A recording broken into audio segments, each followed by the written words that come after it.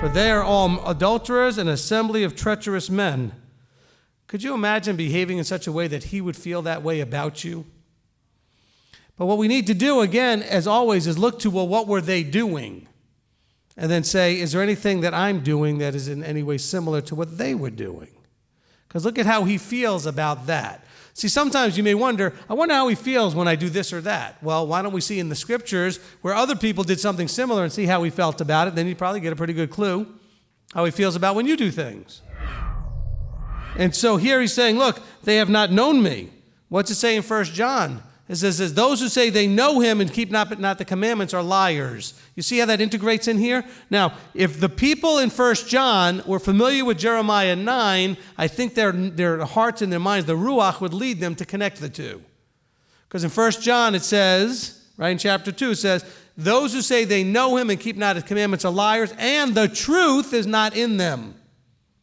Well, what did he just say here? He says, look, they bend their tongue like a bow, falsehood and not truth, because they have not known me. They proceed from evil to evil. Do you not know anybody out there that has gotten excited about some peripheral understanding about something, whether it's the calendar or Shabbat or the Godhead or some other thing, and they are just wearying themselves out trying to convince everybody how right they are? I mean, they are just relentless. Anybody run into any of those relentless people? This is what he's talking about here. He's saying, look, be aware that the people that are going in these directions, they have a relentlessness because they have a need to appease the turmoil in their own self, to have other people agree with them, because that will ameliorate them. That will make them feel better where they are. Does that make any sense? And so they need you to agree with them because that appeases their conscience. Now we realize that's why deceit's in there. They think they are knowing him. They believe they are knowing him. They are deceived themselves. Okay, our fathers have inherited lies. We've been given strong delusion. All those things play into all of this. And so they have chosen the deceit is really what I think is going on in verse 6. Now the testing and proving process is a refining process. Okay, what happens during refining when you're talking about in the idea of, say, metals? Okay, when it goes through a refinery or oil goes through a refinery. When you talk about a refinery, what's happening? Impurities are taken out. It's a process through which, and it's under a lot of pressure, a lot of heat, they're doing some stuff to whatever it is that's being refined. And it's pretty strong what they're doing, but what it does is it separates the impurities from the pure. Would I not punish them for this? Would I not revenge myself on such a nation? Because for him it is personal. It was a covenant. He takes covenanting very seriously. Apparently this people did not. At least maybe they didn't fully understand the covenant. The covenant's not complicated. You agree to do what I say, Yahweh says, if you agree to do what I say, I agree to take you as my people. That's it. 2 verses in Exodus 19. Okay, Exodus 19, I think it's verse 5 and 6. That's it. If you agree to do what I say, I agree to take you as my people. It's not a real complicated contract. I mean, I've seen a lot of contracts, hundreds of pages, sometimes dozens of pages, sometimes line upon line. You can't even read it. No, 2 verses. Listen to me, and I'll take you as my people. That's it. That's what Yahweh says. So now he says, look, wouldn't I avenge myself or revenge myself on this people?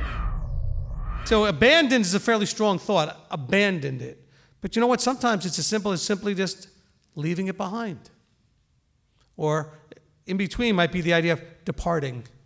I'm not abandoning, I'm just departing. And sometimes it's as gentle as just by ignoring it or by neglect, you left it behind. And so all of that is wrapped into the Hebrew word there for forsaken. Okay, that's all part of the possible meanings of that word. So he's saying, look, they have, he says, and Yahweh says, because they have departed from, abandoned, or left behind my Torah, which I set before him. So it doesn't have to be in some sort of angry thing going, I don't want this stuff.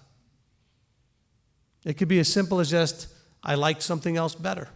And so I just stopped doing it. You may be suffering and go, well, I guess we're just suffering because of generationally, because of things these other people did. No, it's because you're still doing what they did.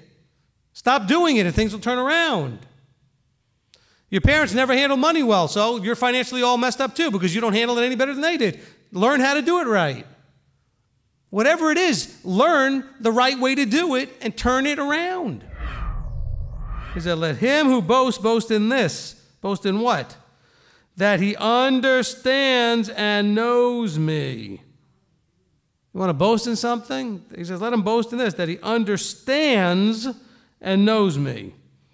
That I am Yahweh. Now, this is interesting. In the other places we said they don't know him or they didn't know me. Now he's saying it on an even deeper level, that they would not only know him, but understand him. It's one thing to know somebody and not understand why they do what they do, but you know them. I know what type of person you are, let's say, and I know what you're capable of. I just might not understand why. He says he wants to say, you want to boast? Boast that you not only know me, but you understand me. That's a whole nother deep level. But let's get back to the word discern again. So all of this is, so he's saying, look, discern in verse 17.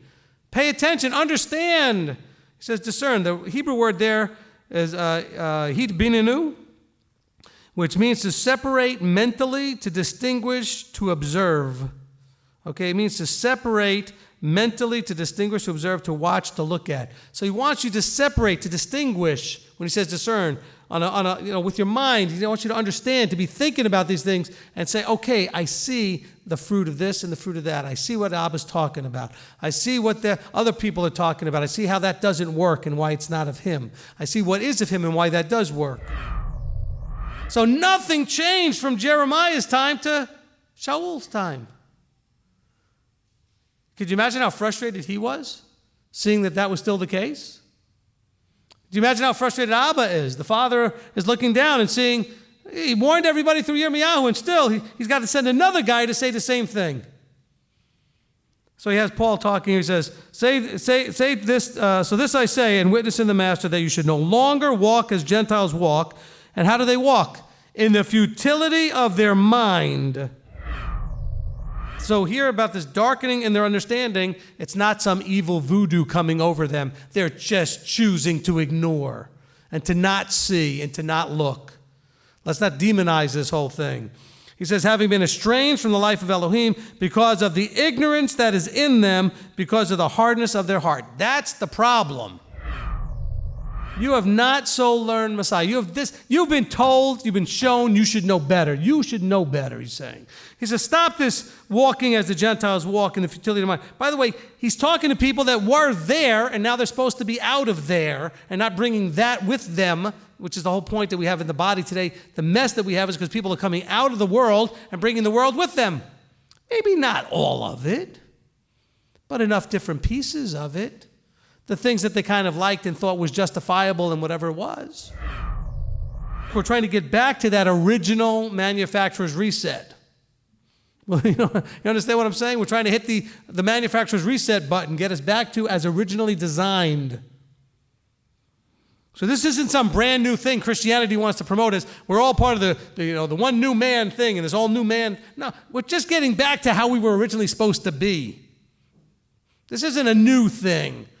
This is a very, very, very old thing that we're trying to get back to through a renewing. And you know what? Man has spent almost 6,000 years struggling to get there. And why? Because of what it says here.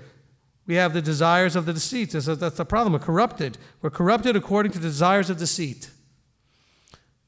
If we stop focusing on what we want and focus completely on what he wants, we can get there.